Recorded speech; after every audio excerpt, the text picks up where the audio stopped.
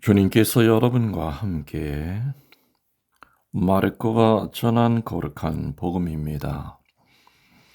8장 1절에서 10절까지입니다. 그 무렵 많은 군중이 모여 있었는데 먹을 것이 없었다.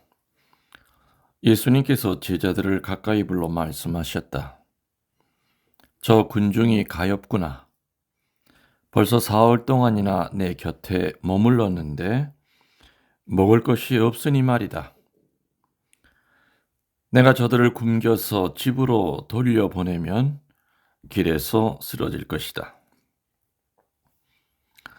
더구나 저들 가운데에서는 먼 데서 온 사람들도 있다. 그러자 제자들이 이 광야에서 누가 어디서 빵을 구해 저 사람들을 배불릴 수 있겠습니까? 하고 대답하였다. 예수님께서 너희에게 빵이 몇 개나 있느냐고 물으시자 그들이 7개 있습니다 하고 대답하였다. 예수님께서는 군중에게 땅에 앉으라고 분부하셨다. 그리고 빵 7개를 손에 들고 감사를 드리신 다음 떼어서 제자들에게 주시며 나누어 주라고 하시니 그들이 군중에게 나누어 주었다.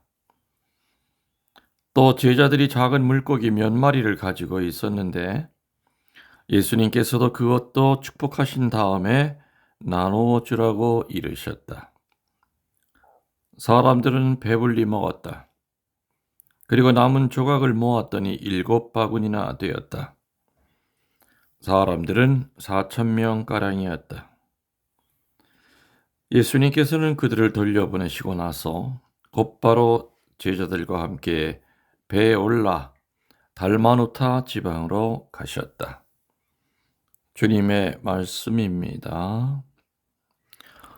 전미수님, 주님의 이름으로 평화를 빕니다.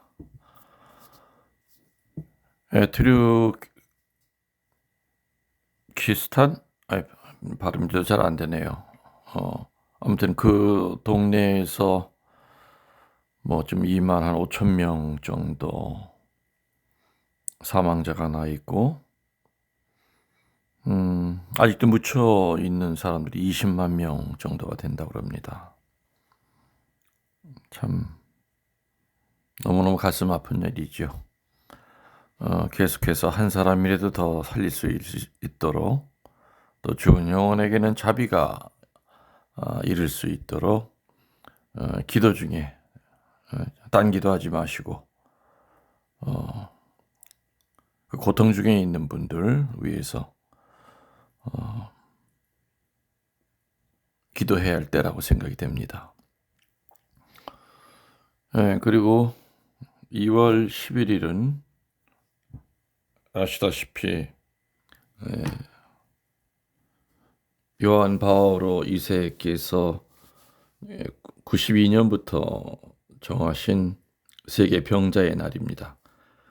그리고 2월 11일 날 루르드에서 이제 첫 발연이 시작이 됐었죠. 그래서 그거를 기념하여 세계 병자의 날로 정했습니다. 그래서 이때는 병자들의 빠른 쾌유를 위해서 기도해야 되고 아울러서 또 병자를 돌보는 의료진들도 또 병자와 같이 살고 있는 가족들을 위해서 또 같이 기도해야 되는 날입니다. 오늘 이 강론은 금요일 녹음을 하고 있는 겁니다. 금요일 저녁에. 왜냐면은 내일은 제가 새벽같이 경상도 고령에 가서 세계 병자의 날을 맞이해서 치유 강론을 하러 가야 되기 때문에 미리 하루 전에 녹음을 하는 겁니다. 여러분이 들으실 시간이면은 고령에서 아마 고령으로 가고 있든지 아니면은 강론을 피정을 지도하고 있을 겁니다. 오늘 4천 명을 배불리 먹이신 기적이 나옵니다. 이 기적의 그 내용을 보면은 아주 흡사하죠. 오병이어의 기적과 아주 비슷합니다. 조금 더 이렇게 우리가 세분을 좀 하기 위해서, 그럼 언제 이 기적이 일어났으며, 기적이 일어난 장소가 어디며, 또 왜 기적이 일어났을까, 이렇게 좀 하나하나 나눠서 생각하시면은 이해하기가 좀 빠를 거라고 생각이 됩니다. 첫 번째, 언제 일어나느냐? 이 4천 명 배불리 먹이신 기적은 벳사이다 지방에서 5천 명을 배불리 먹이시고 12광줄이나 거두신 그 기적을 행하신 뒤에 다시 베푸신 기적입니다. 오병이어의 기적은 마르코복음 6장 30절에서 44절에 나오죠. 그래서 이 기적은 순서가 오병이어의 기적을 일으키고 난 다음에 그 다음에 베푸신 기적이다. 두 번째로 이 기적이 일어났던 장소는 어디 있느냐? 갈릴레아 바다 건너편에 있는 데카폴리스라고 불리는 곳에서 행하신 기적입니다. 그러면 또 이 기적은 왜 일어났을까? 어떤 이유 때문에 일어났을까? 살펴보면은 우선 4천 명이 어떻게 모일 수 있었을까? 오병이어의 기적 때도 마찬가지지만은 그때는 5천 명이 모였다고 그랬죠. 장정만도. 아마 여기서도 대부분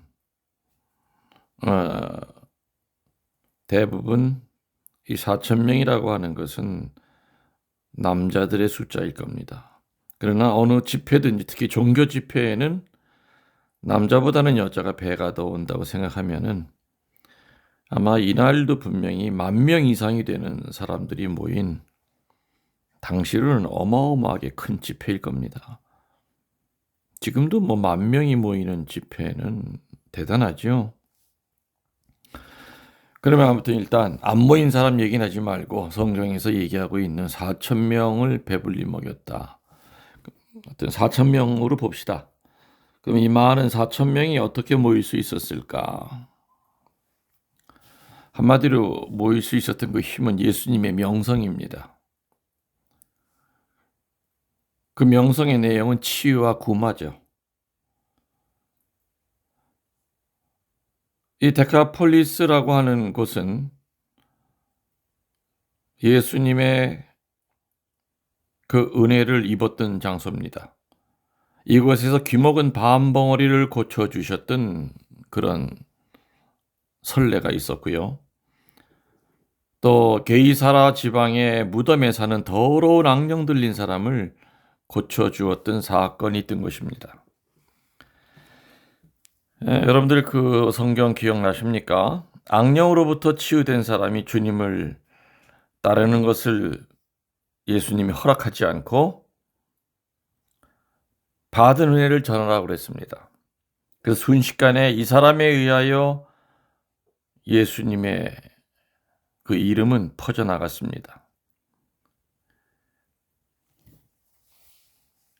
무덤 사이에서 자기 몸을 짓짓고 소리를 질러대는 군대라고 하는 마귀가 들어가 있었던 어마어마하게 센 마귀들이 들어가 있었던 나중에는 돼지에게 들어가서 돼지들 몇천 마리가 바다에 뛰어들어 죽었던 사건 아시죠? 다 낫고 난 다음에 예수님을 따라가려고 하니까 따라오지 말아라. 너는 받은 은혜를 전해야 된다. 이 사람에 의해서 순식간에 그 은혜가 하느님의 은혜가 전해진 겁니다. 그러니 그 마귀 들린 사람을 떼어냈던 그 양반이 다시 왔다고 했을 때 얼마나 많은 사람들이 모였겠습니까? 그래서 하여튼 받은 은혜를 전할 때에는 사람들이 모입니다.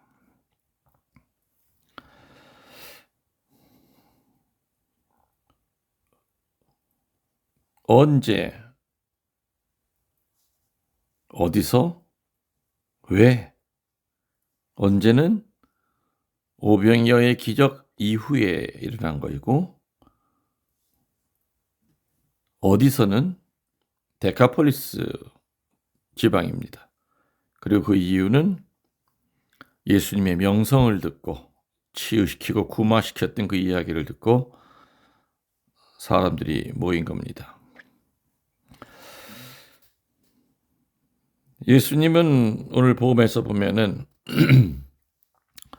지금 4월 동안이나 아무것도 먹지를 못했구나. 그 군중들의 배고픔을 걱정하십니다. 예수님은 영적인 구원만이 아니라 살기 위한 육신의 음식까지도 염려해 주시는 분으로 나옵니다. 물론 오병이어의 기적에서도 나왔습니다. 그렇지만 예수님은 이 굶는 사람들의 그 배를 채우기 위한 그 방법을 당신 혼자 독단적으로 하질 않습니다. 일방적으로 하지 않으시고 제자들과 상의하시고 제자들의 희생과 노력을 요구하고 계십니다. 근데 제자들의 태도는 예수님과는 아주 달랐습니다. 뭐라 그럽니까? 오병이어에서 했던 그 비슷한 얘기를 또 합니다.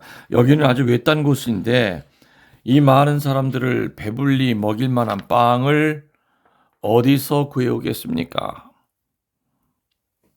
한마디로 굶주린 사람들을 먹인다는 이 현실적인 문제를 앞에 두고 이 문제를 해결하는데 말려들기조차 싫어했던 겁니다. 해보고자 하는 마음조차도 가지기 싫어하는 태도를 보입니다.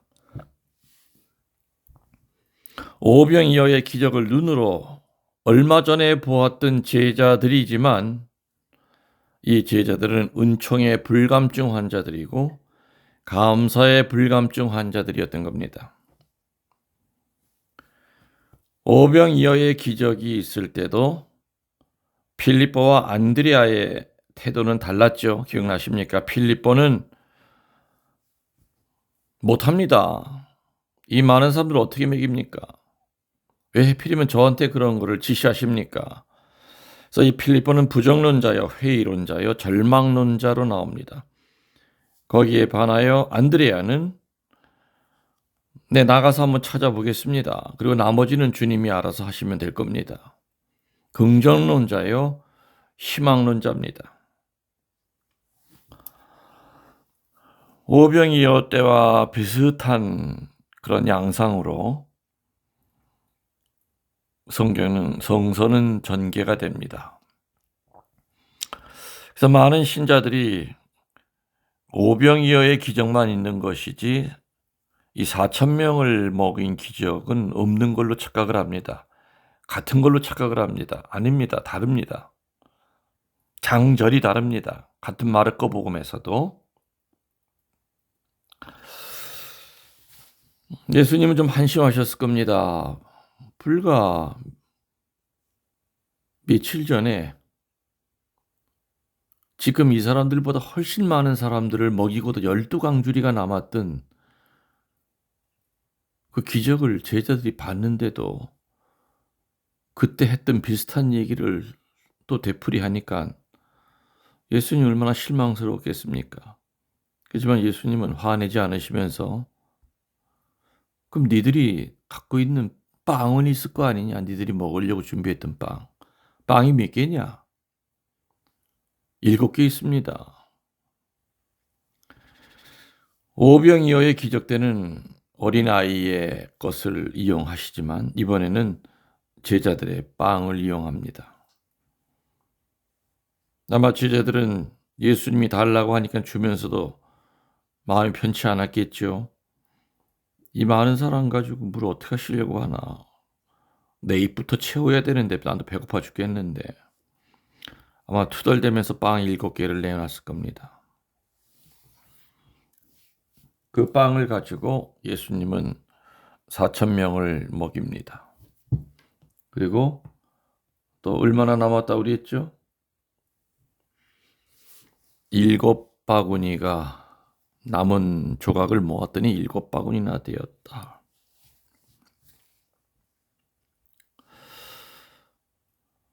오병이어의 기적과 이 4,000명은 먹인 기적을 이렇게 너무 수학적으로 이렇게 분해하실 필요는 없습니다.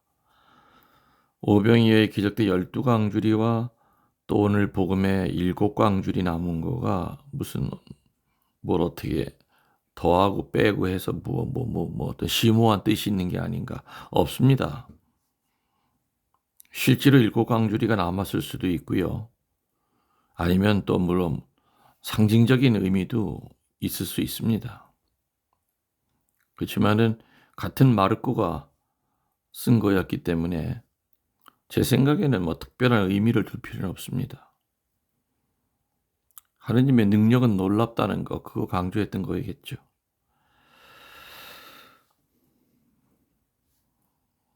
오늘 이 4,000명을 배불리 먹이신 기적이 우리들을 일깨워 주고 있는 교훈은 뭐겠습니까?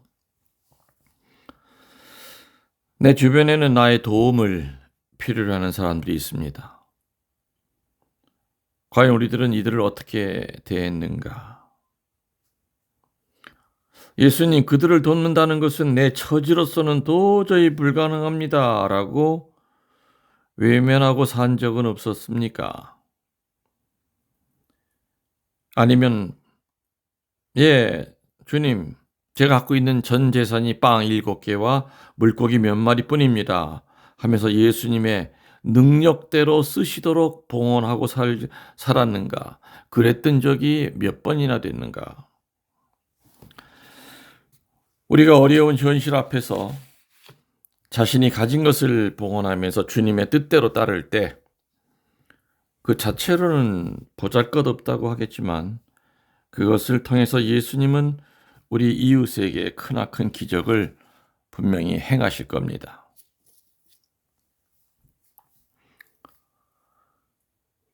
그래서 예수님께서는 다른 사람들의 도움을 전혀 안 받고도 얼마든지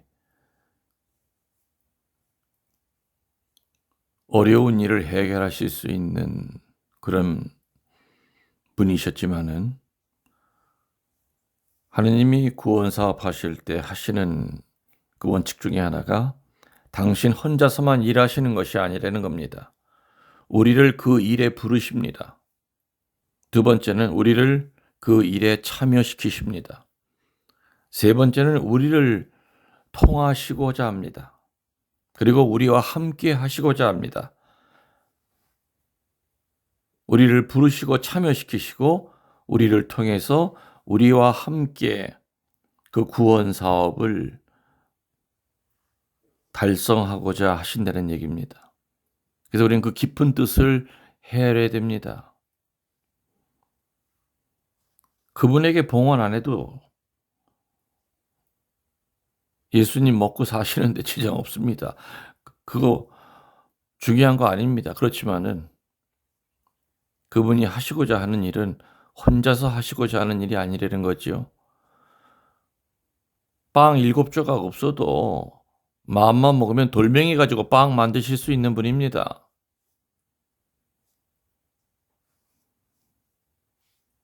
그런데도 그분은 오병이어의 기적 때도 마찬가지고 또 지금도 마찬가지고 먼저 제자들에게 도움을 청합니다. 뭐 갖고 있으면 좀 내놔라. 그래서 우리는 우리가 가진 것을 가지고 하느님의 뜻에 어떻게 협조하는가에 따라서 하느님께서는 보다 큰 일을 우리에게 이루어 주신다는 사실을 믿음 안에서 체험하도록 하셔야 됩니다. 저는 사제로 살아가면서 제 소망이 있다면 주님께서 주신 것 살면서 죽기 전에 다 내놓고 주님 사업에 쓰자는 거였습니다.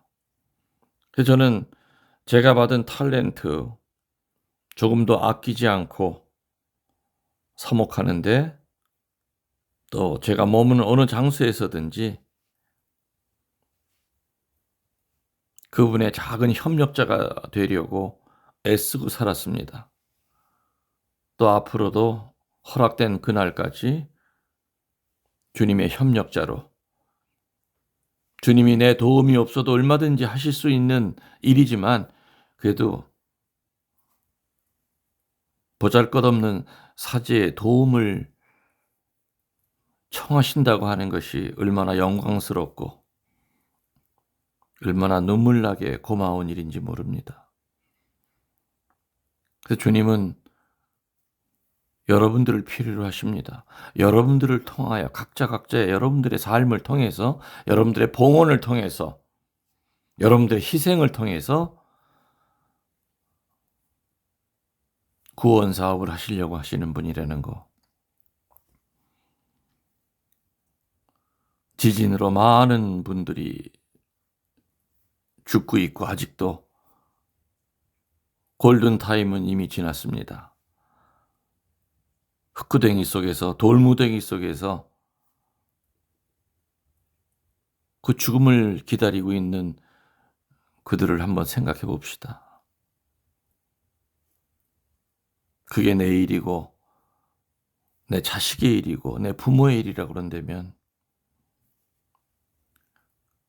얼마나 발을 동동 굴리고 많은 사람들의 기도를 청하겠습니까?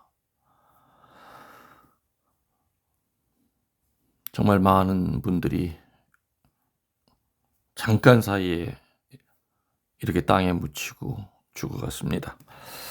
그분들을 위해서 기도하면서 희생자들에게는 하나님의 자비와, 그리고 또 도움을 청하고 지금 묻혀있는 분들은 한순간이라도 빨리 생존의 길로 나올 수 있도록 기도하시기 바랍니다. 여러분들 사랑합니다. 전능하신 천주 성부와 성자와 성령께서는 말씀을 듣는 모든 이들에게 강복하소서. 아멘.